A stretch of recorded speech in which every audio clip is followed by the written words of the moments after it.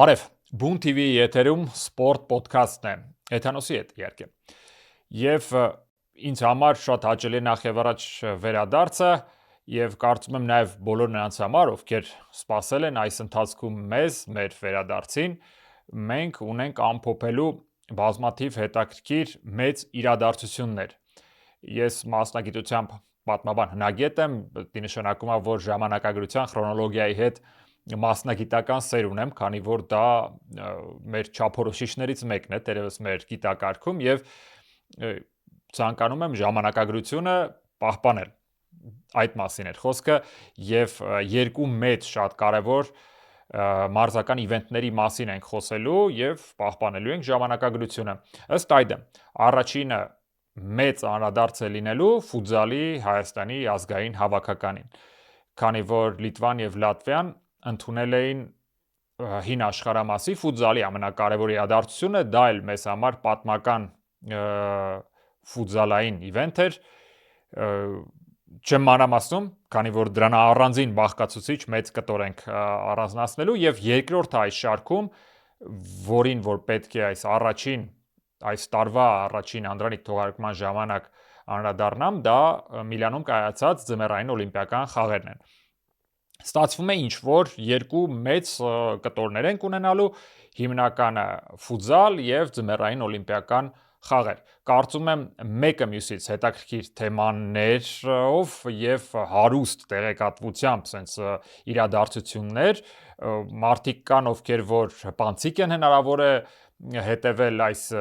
իրադարձություններին, այնպես որ մեզ համար եւ ձեզ համար նախ եւ առաջ առիթ է վերհիշելու եւ ինչու՞ չէ, հենց սպորտ պոդքասթի շրջանակներում ամփոփելու ինչ ենք մենք այդ ամենից ստացել եւ դեպի ուր ենք գնալու, եթե խոսում ենք ֆուտզալի մասին, եթե խոսում ենք ձմեռային մարզաձևերի մասին, այնպես որ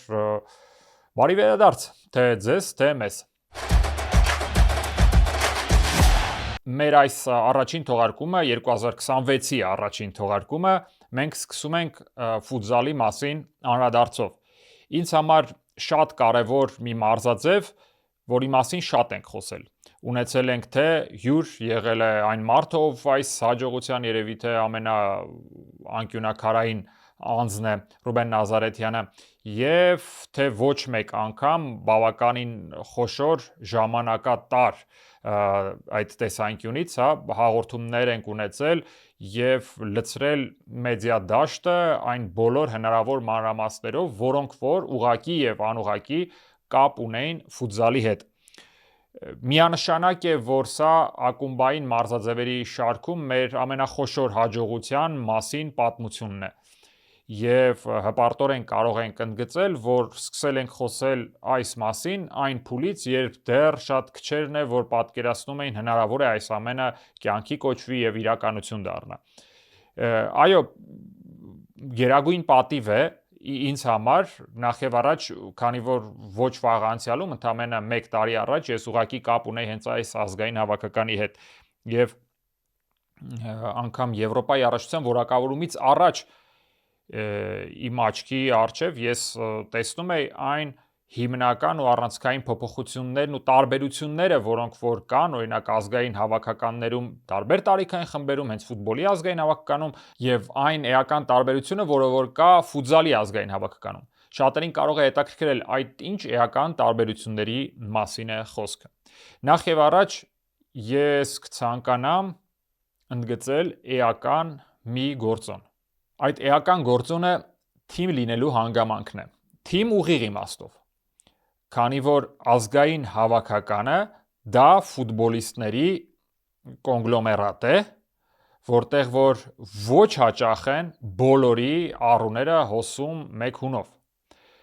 Դրա մասին պատմությունների ականատեսը մենք շատ ենք եղել եւ ոչ մեկ անգամ ենք տեսել, որ օրինակ հավաքի ընթացքում մասնակիցների անգամ հենց հավաքականի խաղից առաջ, խաղից հետո ինչ որ մի բան այնպես չի տեղի ունենում, այս կամ այն ֆուտբոլիստը դաշտից հեռանում է կամ արդեն խաղի է գնում, խաղի է ներկայանում, մեղմ ասած ոչ այն տրամադրվածությամբ, որը որ նրանից սպասելի է։ Եվ հիմա ֆուտզալի ազգային հավաքականը յունիկ իր ինքնուրույն կազմակերպչական, ասեմ, թիմային ոգու տեսանկյունից, ասեմ, այդ եւ այլ առումներով ամբողջությամբ այլ պատկեր է հայկական իրականությունում։ Շատերը կարող են հակադարձել, թե ֆուտզալի շուրջ մեդիա ակտիվությունը այնքան մեծ չէ, որ մենք կարողանանք լուսաբանել ամեն մի մանրուք եւ ամեն ինչ լինի մեր աչքի առջեւ։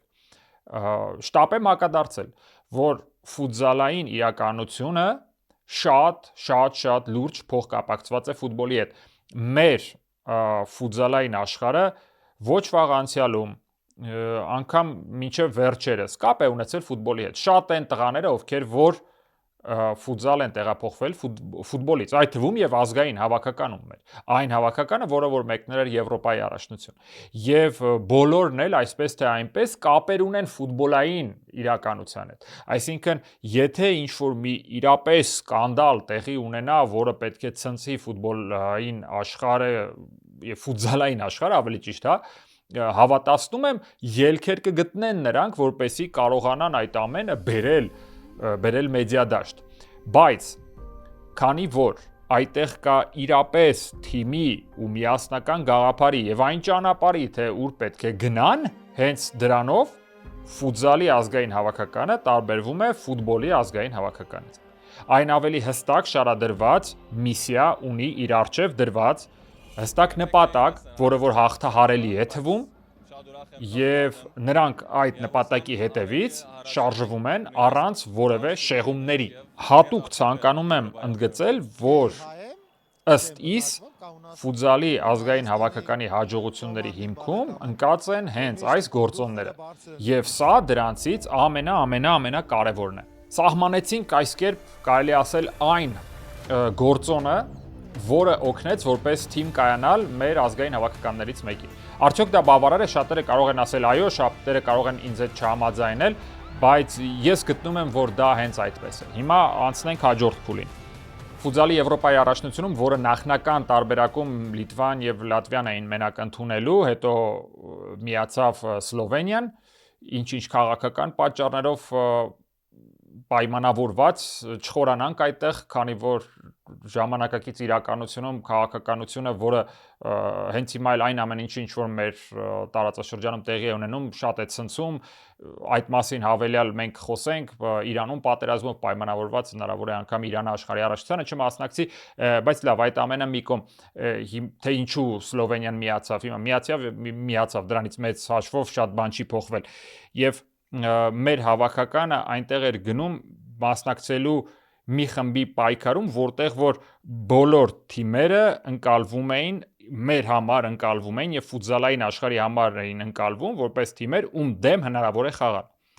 Այո, այնտեղ կա Ուկրաինա, այո, այնտեղ կա Չեխիա եւ այո, այնտեղ կա դաշտի տեր Լիտվա։ Ինչով է այս գործոնը կարևոր մեզ համար։ Ֆուտզալային աշխարհում կան գերտերություններ։ Այո, նմանները գոնե այս պահին երևի թե եկեք 4-ի անունը տամ Բրազիլիա, Արգենտինա եւ Պորտուգալիա, Իսպանիա։ Երկուականը Լատինական Ամերիկայում, երկուականը Եվրոպա աշխարհամասում։ Հիմա նրանցից զատ կան երկրներ, որոնք որ ունեն հսկայական պոտենցիալ եւ թե իրենց ավանդույթներով ֆուտզալային եւ իրենց նվաճումներով նրանք համադրելի են երկրների հետ, որոնց դեմ մենք նախկինում մեր ճանապարհները խաչվել են։ Դա կլինի Ֆրանսիան, դա կլինի Ղազախստանը։ Եվ այդ իմաստով Ուկրաինան համադրելի ուժեղության շատ լուրջ ֆուտզալային տերություն է։ Ինչպես փորձը ցույց տվեց, այո, հաղթահարելի։ Այդ շարքում երկրորդը բավական ուժեղ կորիզ Չեխիան է, որին ոչ վաղ անցյալում մենք 2 անգամ հաղթել էինք։ Եվ վերջապես Լիտվայի ընտրանին, որը իհարկե կարող է թվալ շատերի համար, որ ամենաթույլն է, բայց չմոռանանք, որ վերջի վերջո դա նրանց հարկի տակ անցկացվող մրցաշար է, որը արդեն պատվի հարց է, հասկանում եք, չես կարող ասել, որ որևէ երկրի ընտրում են որպես անցկացնող եւ ընդունող կողմ, եւ նա ակնհայտ թույլ է։ Այո, Քաթարի աշխարհի առաջնությունում ակնհայտ էր, որ Քաթարի օրինակ ընտրանին ամենաթույլ հավաքականներից մեկն է աշխարհի առաջնությունում, բայց չէ որ քո պատվի եւ հեղինակության հարց է դրված։ Դու պետք է խաղաս ամենալավը, ցույց տաս, որ դու այստեղ պատահական չես հայտնվել։ Եվ այդ տեսանկյունից հավելյալ պատասխանատվություն է ընկնում հենց այդ հանդիպման վրա, որքան էլ որ մրցակիցը կրկնում եմ համեստ է, բայց այդ մրցակիցը գիտես, որ քո դեմ կռվելու է։ Եվ իրականում ինչ որ չափով նաև այդպես ստացվեց, կարծում եմ դուք բոլոր նրանք, ովքեր որ բոլոր հանդիպումներին հետևել են, հա, մենք հաղթում ենք թե Ուկրաինային, երևի մեր խմբում առաջին հորիզոնականը զբաղեցնելու գլխավոր հավակնորդին, հետո Չեխիայի խաղում մենք երևում է, որ ակնհայտ վստահություն ունենք սեփական ուժերի վրա, գիտենք թե ինչպես հենց նույն չեխերին հաղթել եւ թվում է թե իդեալական գործոնների համադրություն եղավ, հա։ Իհարկե վերջին րոպեներին թեթևակի ուշադրության կորուստ, որը որ ֆուտզալում վարկյանների ընթացքում կարող է պատժվել, եւ մենք խմբում մնում ենք անպարտելի։ Թերևս սիմվոլիկ իմաստով դա ամենակարևոր գործոններից մեկն է։ Մենք դուրս ենք գալիս քաորդ եզրափակիչ, վերջին խաղում ոչ ոքի դաշտի տերերի հետ, եւ քաորդ եզրափակչում մեզ կրկին բաժին է հասնում նույն համադրելի ուժեղության մի ընտրանի Խորվաթիան, որը ըստ իս լրիվ Ուկրաինայի հետ համադրելի ուժեղության ընտրանի է։ Ինչն էր տարբերությունը եւ ինչու մենք պարտվեցինք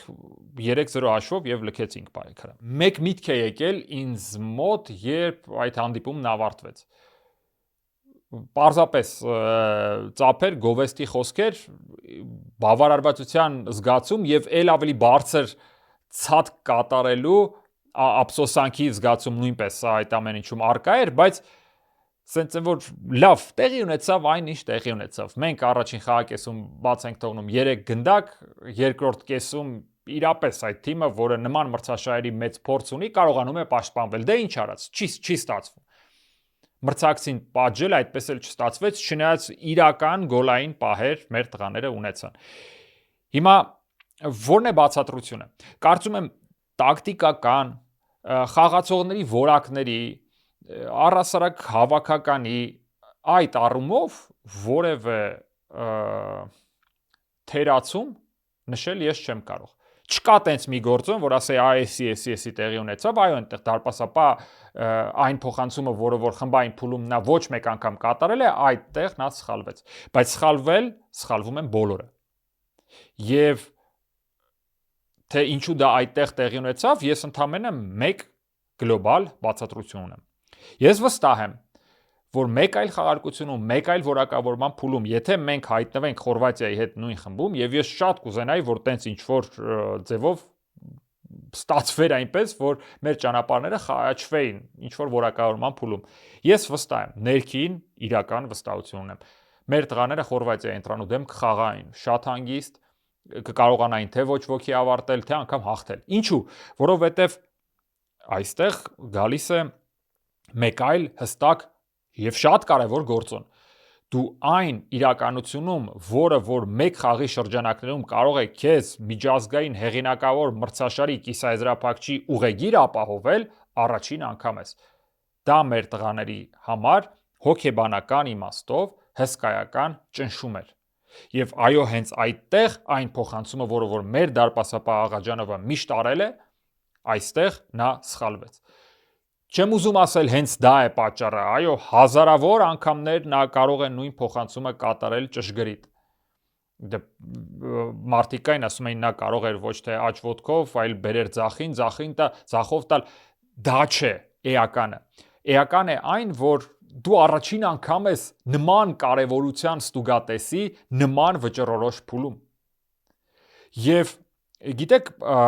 որպեսի յուրաքանչյուրդ կարողանա սեփական անձի ու մարմնի վրա դա պատկերացնի։ Դուք գիտեք օրինակ արագ վազել։ Եվ գիտեք այն արագությունը, որով կարող եք վազել, կամ 100 մետրը ինչքան վայրկյանում կարող եք հաղթահարել, հա։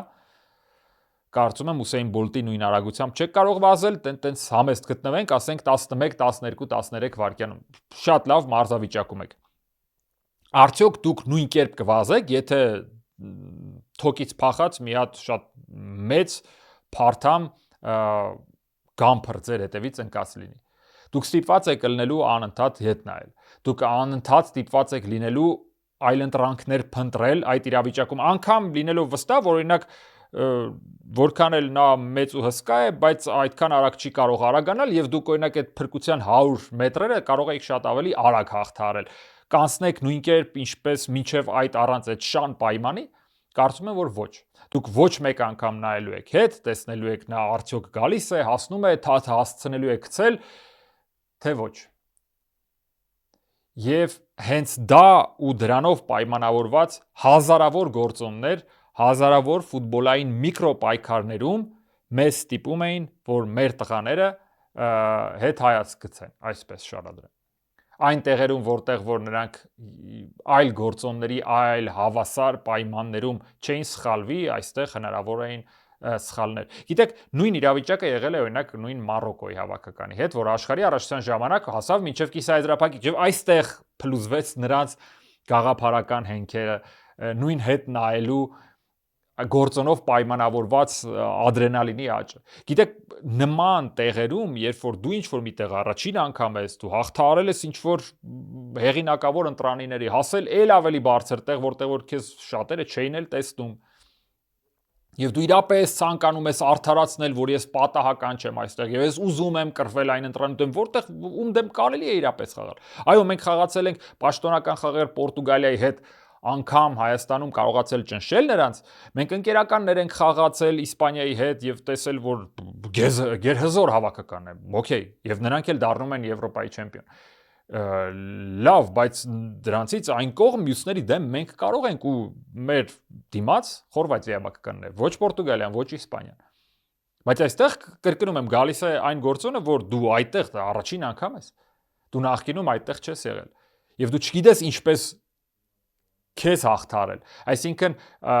այս պարագայում մեծ հաշվով երևի թե դու երկու մրցակից ունես։ Խորվաթիայի հավաքականը եւ դու ինքդ։ Դու ինքդ պետք է կարողանաս հաղթահարել սեփական էգոն, գերինքնավստահությունը տեղ-տեղ եւ խաղաս բաց սրտով, բաց հոգով։ Կարծում եմ այս հանդիպումը ել ավելի մեծ նշանակություն կարա ունենա մեր տղաների համար ապագայում։ Իսկ այդ ապագան ես կրկին պայծառ եմ տեսնում։ Ես տեսնում եմ մեր տղաներին, որ արդեն նրանք խոսում են Եվրոպայի առաջնությունից հետո մյուս ամենակարևոր մրցաշարին մասնակցելու եւ այնտեղ ցույց տալու սեփական որակները, այդ մասին հայտարարություններ։ Եվ դա լրիվ տեղին է, լրիվ հնարավոր մասնակցելու ֆուտզալի աշխարհի առաջնությունը։ Դրանից էլ ավելի մեծ ու կարևոր իրադարձություն ֆուտզալային իրականության համար ես առասարակ չեմ պատկերացնում։ Կարևոր է, որ մենք այդ մասին խոսում ենք։ Եվ կարևոր է, որ մենք արդեն գիտենք ինչպես մասնակցել որակավորման փուլը հաղթահարել, հասնել խմբային փուլը հաղթահարել։ Այդ առումով այս ընտրանին արդեն այդ վստահությունը ունի եւ ես վստահ եմ դա կփոխանցվի մյուսներին, եթե նորեկներ լինեն, իսկ վստահ եմ նորեկներ լինելու են եւ նրանք լավ տղաներ են։ Այդ ամենից զատ պետք է ընդգծել, որ նաև առաջնությանը հաջորդած շատ կարևոր մամուլի ասուլիս տեղի ունեցավ, ընդգծվեցին այն քայլերը, այն էական արդեն շոշափելի, կարծես թե որոնք որ հաջորդելու են այս գործընթացին եւ ես չեմ հավակնում ասել, որ մեր եթերը մարդիկ նայում են բոլորը հատնտիր եւ բոլորը սենց մեջբերումների են բաժանում այն կարևոր մտքերը, որոնք որ այստեղ թե իմ կողմից թե յուրերի կողմից հնչում են, բայց մեկ միտք կա, որը ես անպայման կցանկանամ վերհիշեցնել եւ ասել նախքին մեր եթերներից մեկում հնչած, երբ մենք խոսել ենք Հայաստանում անցկացված եւ անցկացվելիք մեծ մրցաշարերի մասով։ Հիմա սա Հայաստանում չէր, բայց շատ էական մի գործոն կա, ես ցանկանում եմ դա հիշեցնել։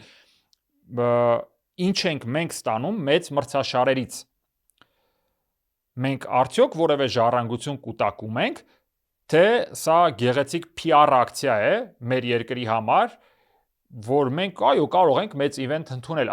Այդ մարզաձևը ինքնին մինչև այդ Հայաստանում ինչ կարգավիճակում էր, ֆինանսավորումը կաղում էր, թե բավարար միջինից ցածր է եղել, այն թե ինչպես են ապրում մեր հենց այդ մարզաձևի ներկայացուցիչ մարզիկները, արդյոք նրանք հասցնում են բավարարել սեփական պահանջները, թե ոչ։ Հիմա այս պահին, երբ մենք ձայնագրում ենք այս թողարկումը, Երևանում հրաձգության Եվրոպայի առաջնությունն է։ Հավատացնում եմ, ես շատ լավ գիտեմ, թե ինչպես են մարզվում հայ հրաձիգները։ հրաձգության մարզադպրոցները ինչ կարգավիճակ եւ ինչ տեղ ունեն հայ հասարակությունում։ Տեղ չունեն, ես sense ասեմ։ Ու այն, որ մենք տենց մեծ event ենք կազմակերպել, նրանք ոստիկանության ուղեկցությամբ այդ հավաքականները ճախրում են Երևանի փողոցներում, հավատացնում եմ 5 օր հետո, երբ ավարտվի, ոչ մեկ չի հիշելու, որ նման մրցաշար է տեղի ունեցել Երևանում։ Կարող է 1 տարի հետո անգամ իրենք մարզիկները չհիշեն, տենց տարին 2025-ներ, այդ անդրստե 26-ին տեղի ունեցավ հրաձգության Եվրոպայի առաջնությունը։ Իսկ ֆուտզալի դեպքում նախ եւ առաջ մենք ունեցանք մեծ մրցաշար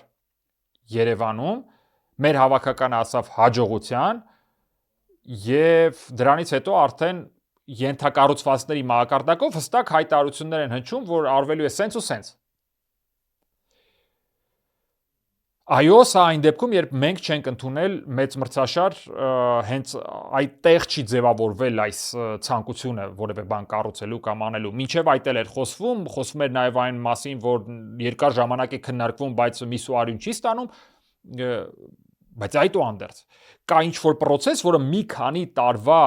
շարունակականությամբ ընթանում է հստակ տրամաբանությամբ, նաև նույն հավաքականի հաջողության մասին եթե խոսենք, հա, ֆուտզալի հավաքականը մինչև այդ լեգիոնականներով, հա, այն հավաքականով, որը որ Լուան Մյուլլերի այդպես պայմանական ճակերտների մեջ անվանենք տղաներն էին, դրանց կցված հայերը, որոնք որ կարողացան հասկանալ ֆուտզալային միջազգային մակարդակի տրամաբանությունը եւ հետո արդեն ինչ-ինչ պայմաններով եւ պատճառներով, որոնք որ երևի թե ավելի շատ Պորտուգալիայից բխեցին, մեզ պարտադրվեց այլ իրականության հետ հաշվի նստել եւ այդ իրականությունն մենք մուտք գործեցինք արդեն պինդ, ամուր եւ կուր հավաքականով եւ կարողացանք լուծել ել ավելի մեծ ու գլոբալ խնդիրներ, որոնք որ այն հավաքականը ունակ էր երևի թե, բայց փաստացի չէր կարողացել լուծել։ Եվ վերջին ամփոփիչ մտքերը, որոնք որ ֆուտզալի մասին խոսելիս կցանկանայի հնչեցնել, դա մեր ներքին ֆուտզալի զարգացումն է։ Ես չեմ ասի, որ ֆուտզալի ամեն մի օրենքին, տարին, կանոնին տիրապետում եմ ոչ թե ֆուտզալ խաղի, այլ ֆուտզալի շուրջ այն կառույցների, որոնք որ կառավարում են այդ մարզաձևը, հա, իդեալական տիրապետում եմ, բայց սպეციფიկ գործոններ ու նվաճումներ կային, որոնք որ կցանկանայի մատնանշել, օրինակ, որքան ես գիտեմ, եթե ազգային հավաքականը, իսկ ֆուտզալում ազգային հավաքականի ցուցանիշները ազդում են նաև ակումբային մակարդակում ելույթների վրա, եթե մենք կարողանայինք հաղթահարել նաև քառորդ եզրափակիչը եւ հայտնվենք կիսաեզրափակչում, եվրոպական ակումբային ֆուտզալի գլխավոր ստուգատեսում Չեմպիոնների լիգայում մենք կունենայինք 2 ներկայացուցիչ։ Հիմա ամեն դեպքում ունենալու ենք մեկը, բավական մոտ ենք արդեն այդ շեմը հաղթահարելուն։ Եվ ուզում եմ ասել, որ ֆուտզալի Հայաստանի առաջնությունը, որը հիմա ընթացքի մեջ է, ահա որ լուրջ թեժ ու հետաքրքիր պայքարում է անցնում։ Ունենք նախ եւ առաջ Երևան, որը ավանդապես վերջին տարիներին շատ ուժեղ է, կա ու շարունակում է մնալ պայքարում։ Ունենք Սիևն, որը միացել է այս իրապես թեժ եւ կարելի ասել նաեւ չեմպիոնական պայքարին, ցանկանում է մարտնչել թե Երևանի հետ, թե հատկապես վերջին այն 3-րդ թիմի հետ, որը դերևս ամենաուժեղն է, Յունիսպորտը, եւ նա միանշանակ վերջին տարիների Երևանի հետ թեժ առճակատումների ու պայքարի արդյունքում կարծես թե ամրության, կազմի տեսանկյունից ամրության այնպիսի պաշար է կուտակել, որը հնարավորություն կտա ինձ գոնե ասելու, որ այս առաջնության շրջանակներում նա կազմի եւ կազմակերպվածության տեսանկյունից թիվ 1 հավակնորդն է չեմպիոնության։ Վստահ եմ, որ նաեւ Յունիսպորտը իր արժեվ դրած է լինելու ու դնելու է ել ավելի նշանակալի հաջողություններ նաեւ Չեմպիոնների լիգայում։ Իսկ մենք նախկինում ունեցել ենք շատ լուրջ հաջողություններ նաեւ այստեղ։ Բայց լավ, այդքան հետ չգնանք։ Ամեն դեպքում ես դա ցանկացա ընդգծել այն տեսանկյունից, որ ֆուտզալը վերջին տասնամյակների ընթացքում մեր կյանքում եղել է մեծ sense զուգահեռ մեր կյանքին, մարզական կյանքին ընթանում է, մենք շատ բան տենց չենք նկատում կարևորություն տալիս, բայց երբ նա ցատկում է այնքան բարձր, երբ այսբերգը sense դուրս է գալիս ճեղքում ծովի մակերեսը, մենակ գագաթն ենք տեսնում, հա, ուրախանում ու մոռանում։ Իսկ սա այս մարզաձևը ֆուտբոլից զատ այն մարզաձևերից մեկն է, որը ինստիտուցիոնալ շատ լուրջ հիմքերի եւ գծի վրա է դրվել եւ հավատացնում եմ հրաձգության կամ նմանատիպ մի շարք այլ մարզաձևերի ճակատագրին հավատացնում եմ չի դասվի, չի է դասվելու։ Սամբոն եկավ, անցկացվեց, գնաց։ Ու ով է հիշում։ Ինչ դա բերեց, ինչ դա տվեց։ Ծանրամարտը ոնց կար այդպես մնում է հիմա այնտեղ շատ լուրջ տարաձայնություններ են, կարծես թե մենք արդեն զիջում ենք շատ տեղելու դիրքեր նվաճումների մեդալային հաջողությունների տեսանկյունից։ Շատերը այլ պատճառաբանություն են այդ ամենում տեսնում, բայց այդ մարզաձևը, որը որ էտալոնային էր Հայաստանում վերջին շրջանում ունի հստակ, ես ամենայն ազնությամբ եմ ասում, անձնապես այդ տղաներին չեմ ցանկանում իրաբար լինակ հանճարեղ հաջողությունների եւ նվաճումների պատճառն են, բայց մարզիկը չէ, որ պետք է մենակ ամբողջ մարզաձևը իր ուսերի վրա, ձեռքերի վրա պայի, ոչ, այնտեղ տասնյակ մարդիկ են աշխատում եւ այդ մարդիկ պետք է այդ մեզ համար կարեւոր մարզաձևը պահեն ստերիլ, մաքուր, այնպես, որը լինի ներկայանալի, հա, սենց դռները բացես հայկական սպորտի, այնտեղ սիրուն երևա, ծանրամարտ, ըմբշամարտ։ Մեզ մոտ տենց չէր երևում։ Մինչև վերջերից, երբ որ այդ բառն եմ ուզում օգտագործեմ, լայաղ արեցին, աշխարհի ամենաուժեղ ծանրորդներով առաջնություններից մեկը, Հայաստանի ներքին առաջնությունը, անցկացնել այնպես, որ սենց նայես, ասես, ջան, սիրուն է։ Մինչև այդ Հայաստանի ծանրամարտի առաջնությունը գարաժում էին անցկացնում, գարաժային տարածքում, հավատացնում եմ, փայտերից ինչ որ բան էր, հետևը մի հատ բաներ էր, որը 7 թե 8 տարի նույնն էր, պարզապես մեկ-մեկ ստեպլերներով կպցնում էին, որ ձիգ մնա։ Եվ վերջապես էս պարզվեց, որ կարելի է այդ գարաժային իրավիճակից հանել, ներկայանալի, սիրուն դնել, բոլորը գան նայեն եւ ծափ տան, ասեն, ինչ հաճելի է։ Հիմա որևէ մարզաձևում հաջողությունը, կրկնում եմ, դա այդ չափելի միավորն է։ Արեցինք, մասնակցեցինք, ընդունեցինք եւ հետո ինչ։ Այ հենց դա պետք է հետաքրքրի մեր սպորտային աշխարհի չինովնիկներին։ Ժամանակն է անցում կատարելու մեր երկրորդ կարևորագույն թեմային, ձմեռային օլիմպիական խաղերին, որտեղ որ խնդիրներն ու խնդիրները ել ավելի շատ էին։ Այստեղ մենք ոչ թե նվաճումների մասին ենք խոսելու, այլ խոսելու ենք խնդիրների մասին։ Ձմեռային մարզաձևերի սիրահարների քառեամյակի գլխավոր իրադարձությունը։ Ձմեռային օլիմպիական խաղերը ընդունեց Իտալիայի ամենամոդայիկ քաղաքը Միլանը։ Հիմա ընդհանրապես սպորտային, այսինքն ելույթների հատվածը ցանկանում եմ լրիվ մի կողմ դնել, այսինքն, չգիտեմ, լեռնադահուկային սպորտում մասնակիցը Հարությունյանը, սա այդ, չգիտեմ, րոպե 27 վայրկյանում այս ոլորավայրեջքում, հսկայական ոլորավայրեջքում, չէ, այդ ամեն ինչը դնում ենք մի կողմ։ Առանձին կքննարկենք, կասենք, որ այո, սահել է, հասել է տեղ։ Բայց մի հատ եկեք խոսենք, թե ինչպես է ընկալվում ձմեռային օլիմպիական խաղերը Հայաստանում։ Ձմեռային օլիմպիական խաղերը Հայաստանում ընկալվում են ոչ մի կերպ։ Դա այն դեպքում, երբ մենք առաջին օլիմպիական խաղերը որպես պետություն, անկախ պետություն, որ երբևիցե մասնակցել ենք, եղել է Լիլիհամմերի օլիմպիական խաղերը 94 թվականին։ Այսինքն ոչ ավելի քան 30 տարի մենք ունենք ձմեռայինի մասնակցության փորձ, չունենք ինչ գիտելիք, չունենք ինչ, դու ամեն ինչ։ Մարզագույքից սկսած, վերջացրած, արդյոք մենք այս կամ այն մարզաձևում ունենք ինչ-որ պոտենցիալ, որը կարելի է զարգացնել։ Իսկ իրականում ունենք։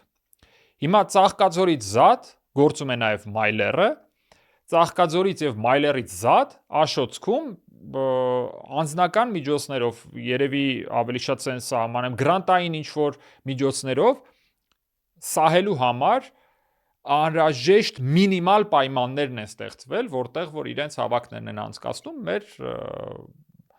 դահուկասահքի, լեռնադահուկային սպորտի ներկայացուցիչները։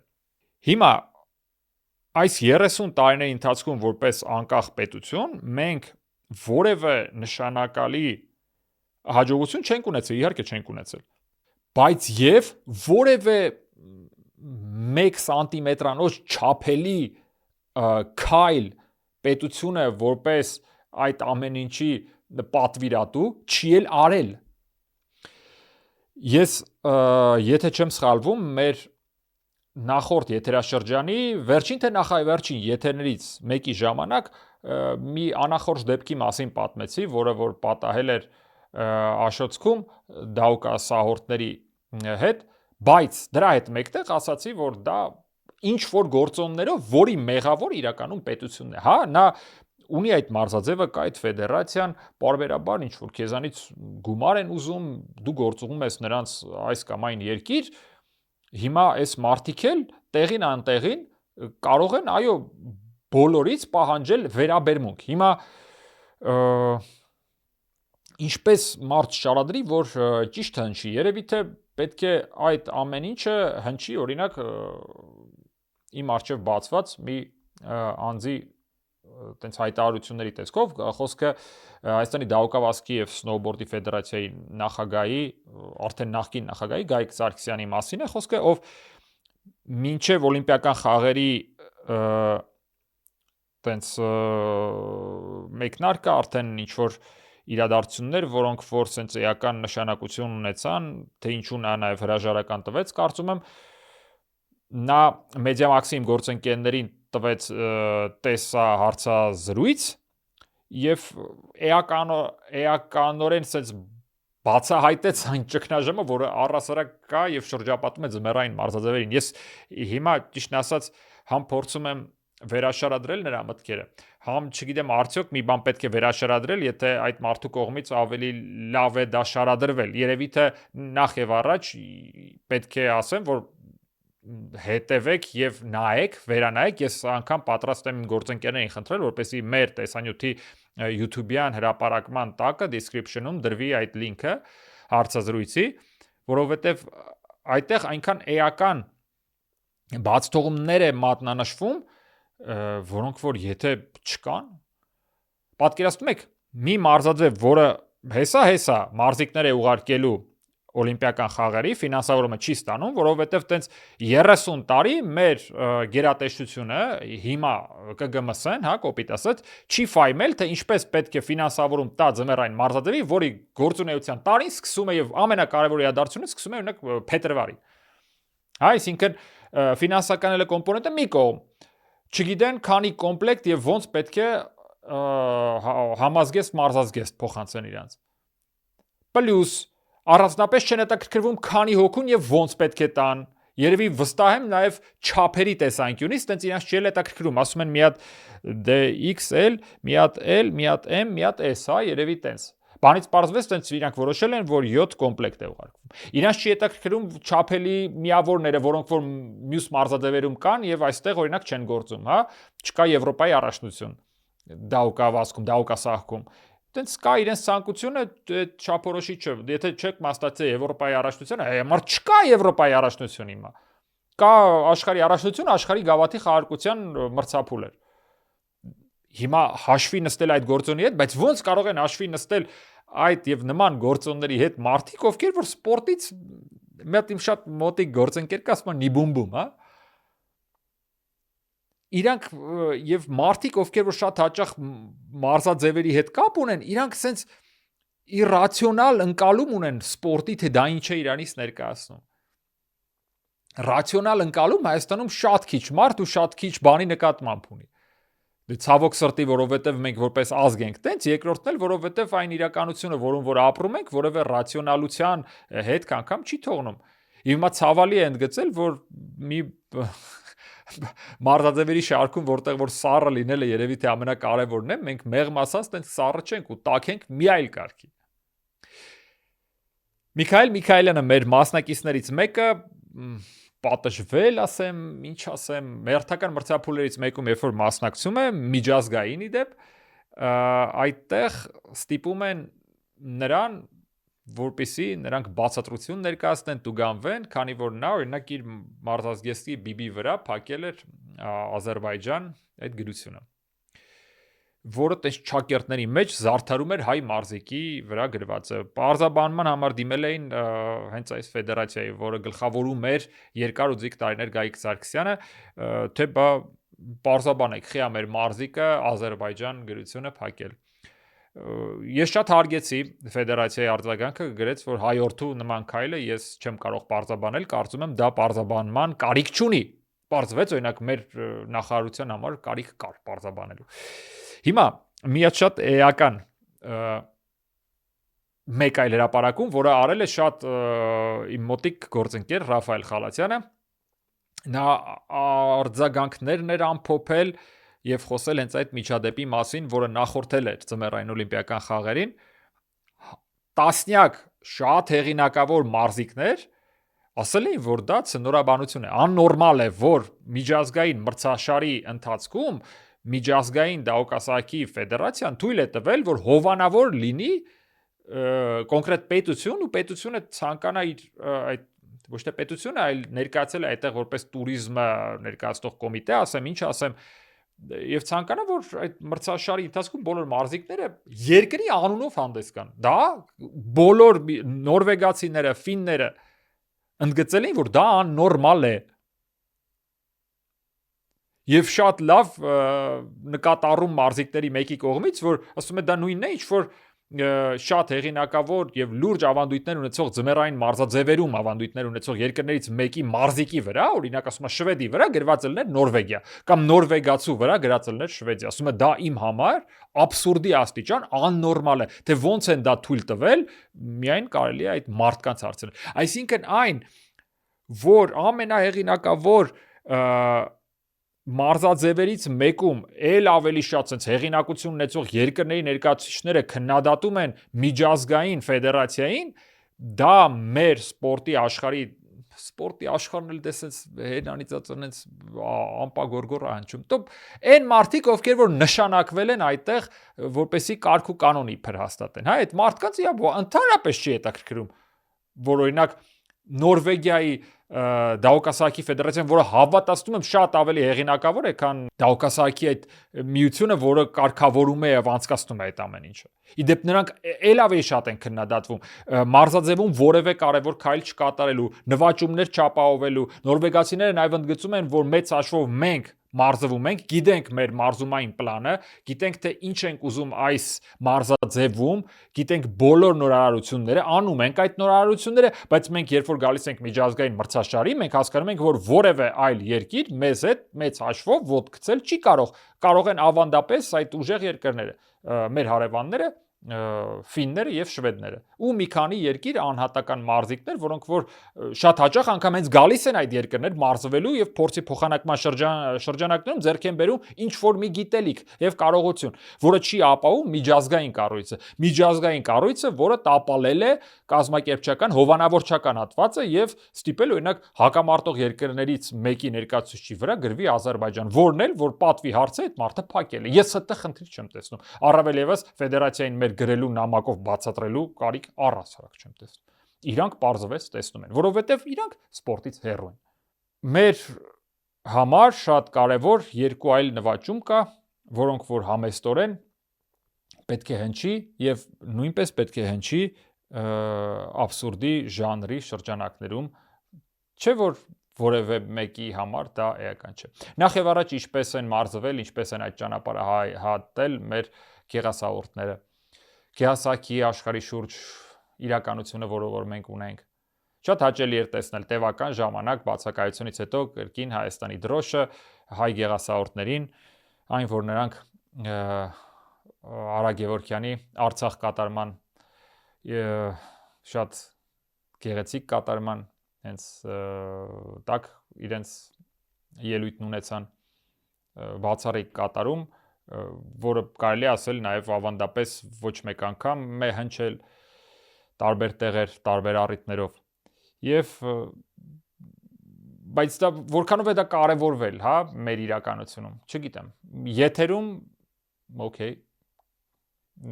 Իսկ դրանից զատ ինչպես է կարևորվում դա։ Երևի թե ոչ մի կերպ, որովհետև մեր հայկական իրականությունում բանից պարզվում է, որ Արցախ կատարման տակ հանդես գալ արդեն պրոբլեմատիկ է եւ մի տեսակ այդ մարզիկների հետ երևի թե չարժի հանդիպել, հա։ Դա էլ մի կողմ Կատյա Գալստյանը արդեն 4-րդ օլիմպիական խաղերն է, որ ներկայացնում է Հայաստանը, ձմեռային օլիմպիական խաղերը, եւ Կատյա Գալստյանը մեծ հաշվով երբևիցե մեծ հաջողություններ չի ունեցել, այդ թվում է օլիմպիական խաղերում, բայց այն ամեն ինչ, ինչ նա անում է, շարունակաբար պայքարում եւ մարզվում, լինում մրցունակ, դե ական է, չեմ կարծում։ Իսկ հավատացնում եմ ամբողջ աշխարհում բազմաթիվ են այն մարզիկները, որոնք որ հենց այդ կերպ են հայտնի։ Եթե չեմ սխալում, Հայիթի հավաքականի ներկայացուցիչներ, որը միշտ տարիներ շարունակ գալիս էր եւ ներկայացնում էր Հայիթին։ Մենակ պարզապես գրում էր ինքը դրոշակակիրներ այդ երկրի, պարզապես գրում էր ներկայացնում էր ամբողջ sense կրծքավանդակը իր ուժը մկանները ի ցույց դնելով մտնում ներս, միշտ բոլորին հայտնի էր այդ մարզիկը, որը ոչ մի բանի չի հավակնում, հասկանում եք։ Եվ հիմա նա այն մարդկանցից մեկն էր, որը որ չի մասնակցում, բայց օլիմպիական կոմիտեի կողմից հրավիրվել է որպես հատուկ հյուր եւ օլիմպիական դրոշը նա ներս բերեց այլ մեծ մարզիկների հետ համատեղ։ Մենք ինչ ենք անում մեր մարզիկներին մեծարելու համար, տենց առանձնապես չգիտեմ, ու արդյոք էլ կարիք կա։ Դե օրինակ մեր մարզաշխարհի ներկայացուցիչների կողմից, եթե նրանց աչքերով նայենք, ապա կարիք էլ չկա, գնում են ինչ են անում։ Եվ իդեպ այդ ընկալումը շատ հաճախ կիսում են հանրային ոլորտի բազմաթիվ ներկայացուցիչներ, որոնք որ եթե անձնապես հարցնես առանձնազրույցում, հնարավոր ասի դե ես մենակ եւ մենակ պաշտպանում եմ նրանց, ամեն ինչ կանեմ, դու պետքա գումարով էլ կօգնեմ, բայց բավական է նրանց առանձնացնես Facebook-ի դիմաց, ծաղրի հետևից լավա չեն կորել դահուկասահքի ժամանակ, լավա ամենավերջինը չեն եղել, լավա գայլը նրանց հետևից չի ընկել, այս շրջանակներում, օրինակ ասեմ, որ լեռնադահուկային սպորտում մեր ներկայացուցիչի ելույթին, հա, եթե անդրադառնանք Հարություն Հարությունյանի, օքեյ, նա տենց առաջին 10-յակում 20-յակում չի հայտնվել, բայց 59-րդ տեղը, եթե կամ 63-ը, եթե հաշվի առնենք, նա սահել է ոլորավայրեջքում, եղանակային գերդաժան պայմաններում, եւ եթե այդ մի քիչ խելք ունեցող մարդը նայեր իրանից ներքև ինչ երկրի ներկայացուցիչներ էին, ինչ անուններ ու որ նրանք ընդհանրապես եզրագիծը չեն էլ հատել, կարող է հնարավոր է մի բան հասկանային։ Բայց չէ, դա ու նման հարցերի ոչ մեկ չի անդրադառնում։ Ցավոք սրտի այստեղ էլ նաև փոքրիկ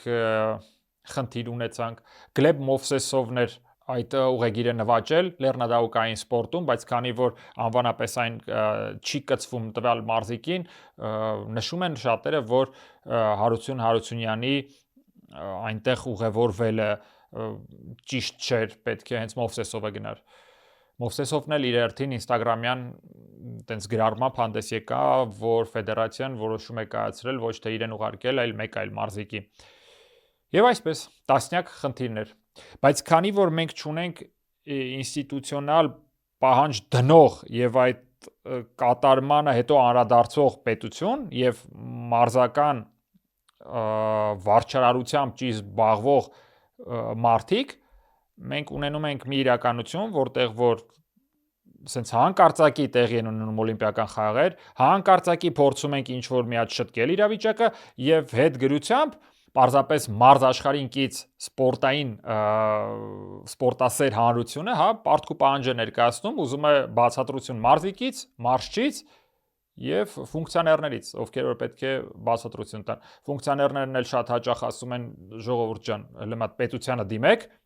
նրանք անգամ մեր ֆեդերացիայի հասցեն ու երախոսահամարը չգիտեն, գնում ես այնտեղ է դուրը թակում ես, դուրը փակա, տեղափոխվել են առասարակ, այդ շենքը էլ այդ տեղում չի, տեղ մի հատ ինչ-որ էլիտար բակա կառուցվել, շենքի արևանությամբ էլ ավելի էլիտար։ Սա այն ամենն էր, ինչ պետք է ասվեր, ինչ պետք է խոսվեր ձմեռային օլիմպիական խաղերի մասին։ Այսքանը առաջին թողարկման համար։ Թվում է սկսեցինք հանճարեղ մեծ ու խոշոր կարևոր նվաճումից, ֆուտզալից, բայց ամեն անգամ սենց այլ մարզաձևերում եւս սենց վերադառնում ենք մի իրականության, իսկ ինչի համար է այդ ամենը, իսկ առհասարակ մենք պետք է լինենք այդ աշխարհում մարզաձևերում եւ այդ ու նման հարցերի պատասխանները շատ հաճախ չես էլ ունենում եւ մնում է միայն ցես